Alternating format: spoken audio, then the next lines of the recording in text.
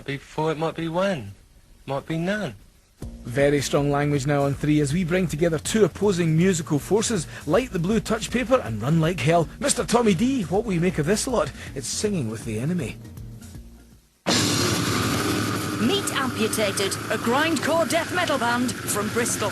It's very brutal and aggressive music. The lyrics cover subjects like rape, murder, sexual torture. And this is Fallen Angels, a sassy pop foursome from London. People go to be a doctor, we've come to be in a girl band, and that's, you know, it's as serious as that.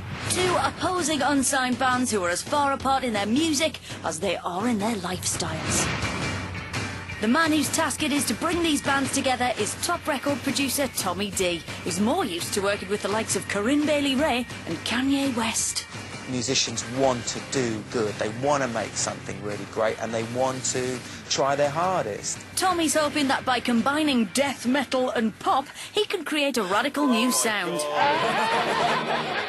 So he set these two bands the challenge of writing and recording a song together in just 1 week. The charts are full of the same things, regurgitated over and over again, to create something new and different. While they write the song, they'll be holed up in this house in London. Will Fallen Angels and Amputated survive living together? That is not funny, and it's not going to be tolerated in this house. None of us have got hope in hell of getting laid. Can the pop girls learn to appreciate death metal music? It was really scary, like about as if you were about to be beaten up. Will the brutal metalers have their hearts softened by the glitter and sparkle of the pop world? I actually feel quite gay walking around at the moment. Ultimately, can they learn to get over their differences and work together? With musicians, you just fucking sing to a beat. But that's because you make noises and grunts that aren't to a tune and don't have any melodic value. Or will the collaboration be a disaster and ruin all their reputations? Every woman that we sing about is a piece of meat. My heart says, yeah! My head says, oh my God. We're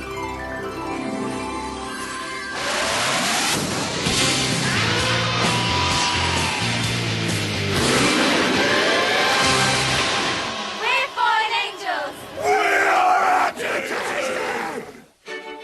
Amputated and Fallen Angels set off to make music history in the first ever collaboration between a pop group and a death metal band. They still don't know who they'll be paired with.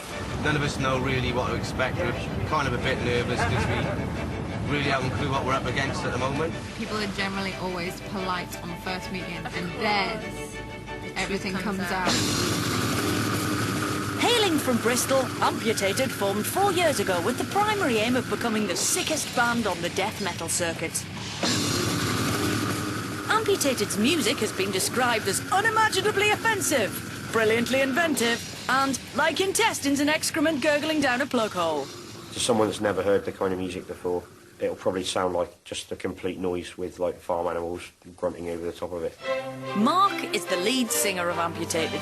Once a fresh-faced child, he first got into death metal when he heard a Cannibal Corpse CD at the age of 15, and it was an instant love affair. Cannibal Corpse have always been there for me. They're the band that got me into death metal, and I fucking love them, and I always will do. 27-year-old Mark still lives at home with his mum, but has turned his room into a death metal shrine. I've got my swords and my sword and my axe.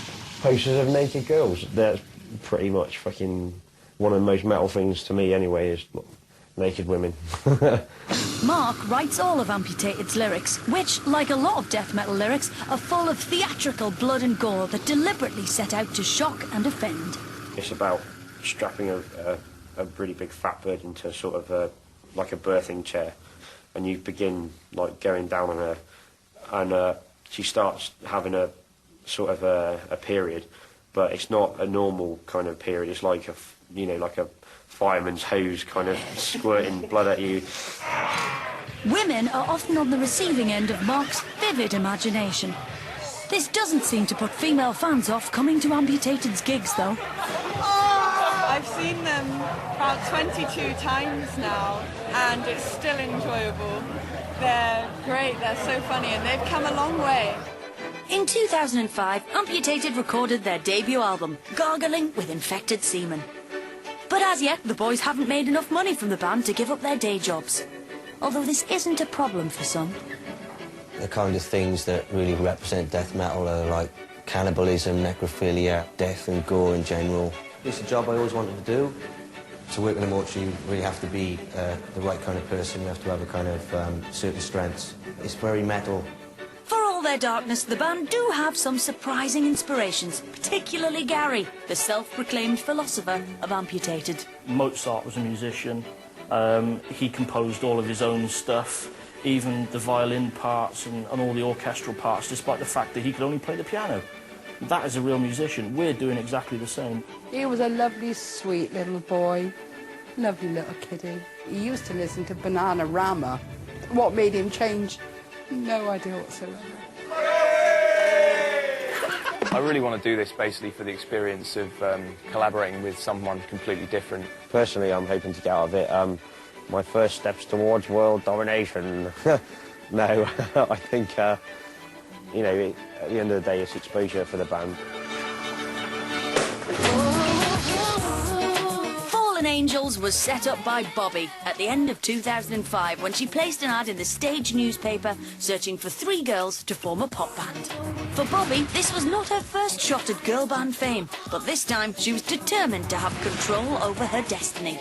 She auditioned girls from all over the country and chose 3 who she felt would bring something special to her girl band group. An image is very important in band. It's something that when I first auditioned the girls, I was looking for specifics.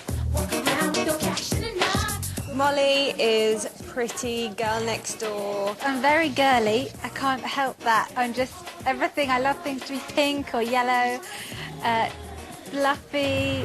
The baby of the band, Molly showed her star potential from a young age, but it was when she discovered Britney Spears that her destiny to be a singer was set. Her music is just exactly the direction I would like to go in. You'll think I would be your fool. Nikki is more glamorous, quite wild. Everything's very big, hair, lips. When I dance, I feel like I'm the sexiest thing alive.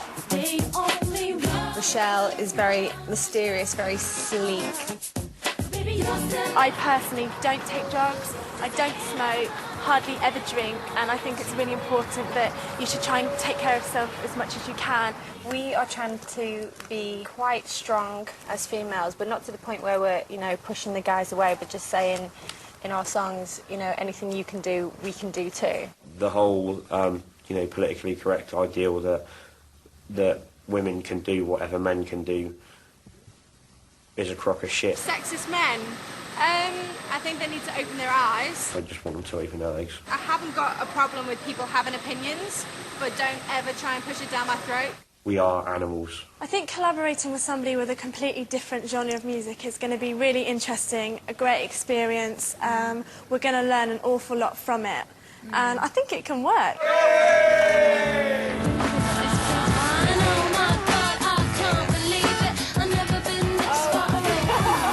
It's day 1, and the girls are first to arrive at the house.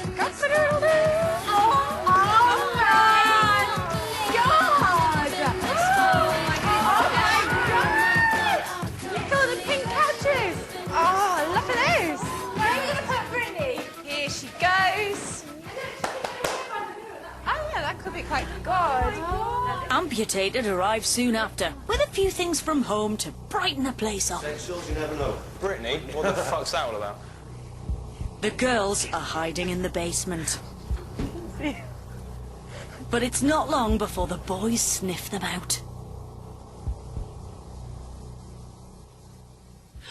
Oh my god! Amazing, thank you!